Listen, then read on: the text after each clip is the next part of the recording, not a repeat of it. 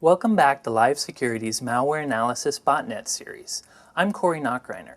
In Part 1, you saw how attackers create their botnets. In Part 2, you saw some attacks botnets deliver. Here in Part 3, you'll learn how you can protect yourself from this fast-growing threat. In this video, I'll cover 3 things: how you can protect your users from bot infections, how you can muzzle any bots that do make it into your network, and ways to locate bot infections using your Firebox logs. Let's start with the most important concept. You got no problem if you got no bot. So how do you keep them off your network? 5 key steps coming up.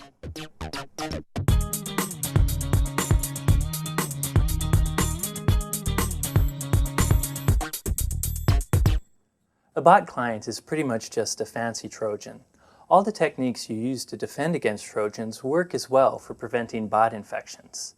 That doesn't mean botnet defense is super easy. Botnet herders leverage every nasty trick in their arsenal trying to sneak their clients onto your computers. To protect yourself from all avenues of attack, you need to be on your game defensively. You remember our fictional bot master Spike. Let's review some of his attacks to figure out what defenses we need. Last episode, Spike launched a massive scan that infected new victims by automatically exploiting known vulnerabilities.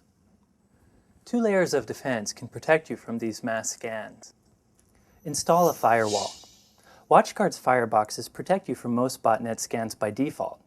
Many of the vulnerabilities that bots look for exploit ports that sane administrators almost never allow through their firewall.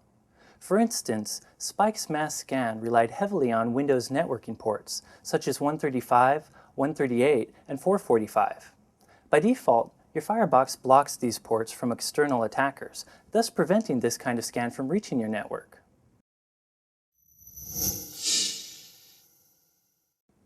Patch promptly. Some bots exploit vulnerabilities in network services that you need to allow through your firewall, such as web or email services. If you consistently keep your public servers up to date with the latest patches, bot herders won't be able to exploit old vulnerabilities against them. These 2 layers of defense fend off direct scans from botnets. But what about indirect infection methods? Bot herders often spread their bots using booby-trapped emails and malicious drive-by downloads. They even snare new victims with malicious IM messages and bogus P2P shares. Here's how to defend against these indirect infection vectors.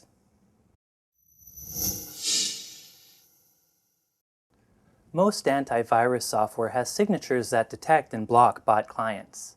I know we say this a lot, but use AV on all your computers and keep it up to date. I only use AV with automatic update features, and I usually configure it to check for updates a few times per day.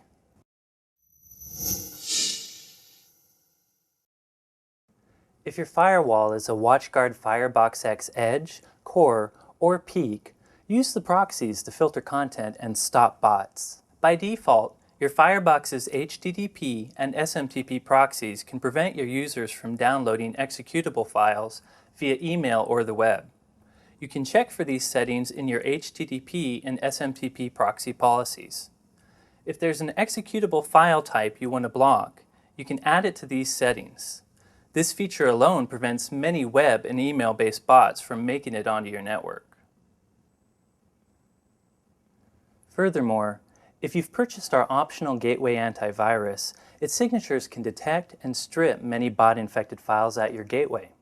Having AV that checks email at your gateway and then again on each client throws a 1-2 punch that knocks out many bot infections.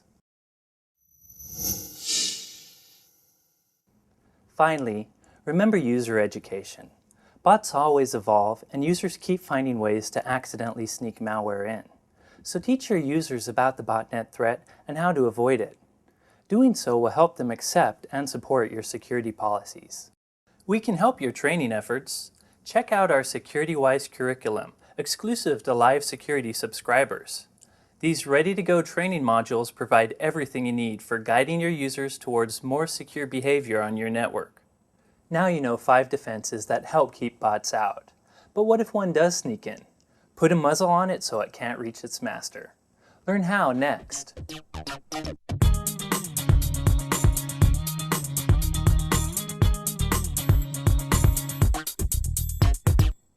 Without its master, a bot is just a worthless process idling on your PC. If you can prevent bots from reaching their CNC channel, you can significantly decrease the damage they cause. Guess what? Your Firebox can do just that if you configure it to egress filter. Egress filtering means controlling traffic that leaves your network. When you prevent your users and network devices from making certain kinds of outgoing network connections, that's egress filtering. By default, your Firebox allows all outgoing traffic. To egress filter, you must delete the outgoing policy and configure your Firebox to allow only specific network services. For instance, you might only want your users to access the web, email, and file transfer servers. So you'd add outgoing HTTP, POP3, FTP, and DNS policies to your Firebox. The DNS policy is so your users can resolve domain names. As long as you don't allow your users access to IRC or any other random TCP/IP ports, your egress filters block the bot's outgoing connections from your network. They probably won't be able to call back to their CNC server and register you as a new victim, so their master will never send them instructions or updates. Functionally, you've killed the bot on arrival. Egress filtering rocks. Even with these layers of security, a bot could still find its way into your network using some zero-day leet technique. But if a bot makes it past those defenses, you've got to know about it. Detection tips are coming your way.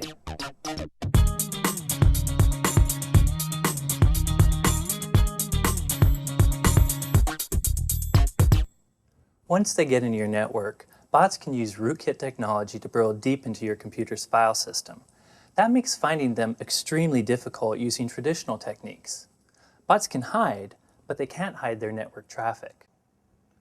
When bots send spam, perform mass scans for new victims, or launch DDoS attacks, they generate traffic patterns you can easily pick out from normal network activity.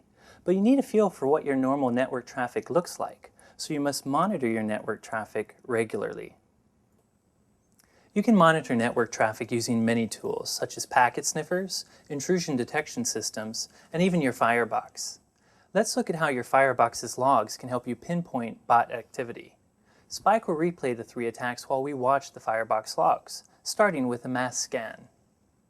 When launching a mass scan, Spike's bots make hundreds of connections to random IP addresses on ports such as 135 and 445. If you see one of your IPs making hundreds of abnormal connections to a range of random IP addresses, you might have a bot on your network.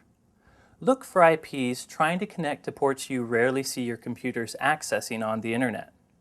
This traffic will appear unusual compared to your normal network traffic. Different bots might attack on different ports than Spike's RX bot, so don't expect this type of attack to always use port 135 and 445. Just look for unusual spikes in traffic that aren't typical for your network. You can easily spot spamming bots using your Firebox logs. If you've paid attention to normal network traffic, you've probably noticed primarily one computer, your SMTP server, making TCP port 25 connections. If you suddenly see another computer making hundreds of SMTP connections, it's probably spamming and could be a bot.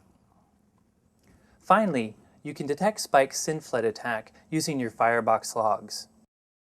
Here's what a SYNFLED looks like to your Firebox.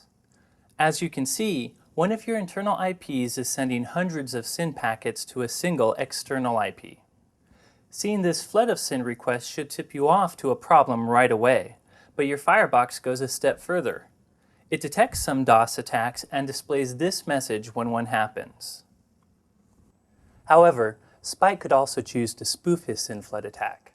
This means he tells his bot to launch the attack using fake source IP addresses. In this case, you won't see the flood coming from just one IP address. However, even spoof SYNFLEDs are easy to detect using the Firebox logs. If a zombied computer on your network is SYN-flooding using spoofed IP addresses, your Firebox will detect the spoofing, drop the packet, and display this log message. So if you see a bunch of seemingly random IPs sending hundreds of SYN packets to an external computer, you know one of your computers has launched a spoof SYN flood attack. Once you learn how to spot abnormal traffic patterns using your Firebox's logs, you'll quickly identify potential attacks launched by bots hiding in your network. The logs can then help you track down the offending zombie computer by its IP or MAC address. Once you've identified the infected machine, remove it from your network and disinfect it. The Firebox offers some great tools that help you identify unusual network traffic patterns. However, there are many other tools that can help you analyze traffic in even more detail. If you're comfortable with Linux and would like to try an advanced traffic monitoring suite, I recommend you check out Armon. Armon has features designed specifically to help you detect IRC bots. It also includes many graphic monitors that make it easier to spot abnormal traffic.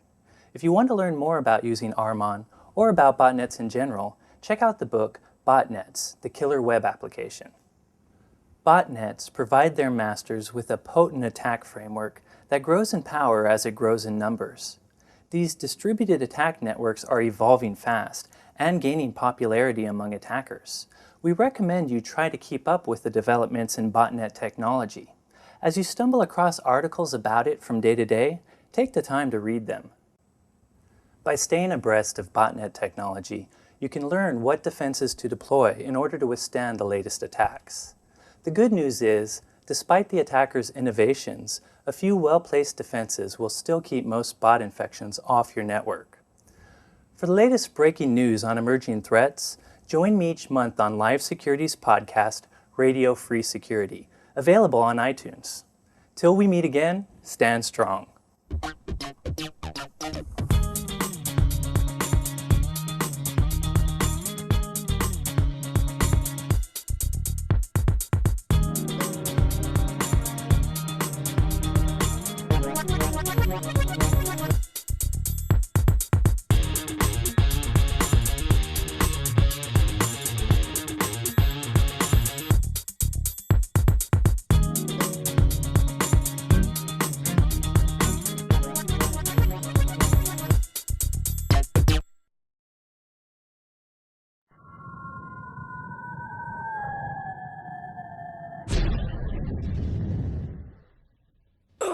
Curse you, watch card.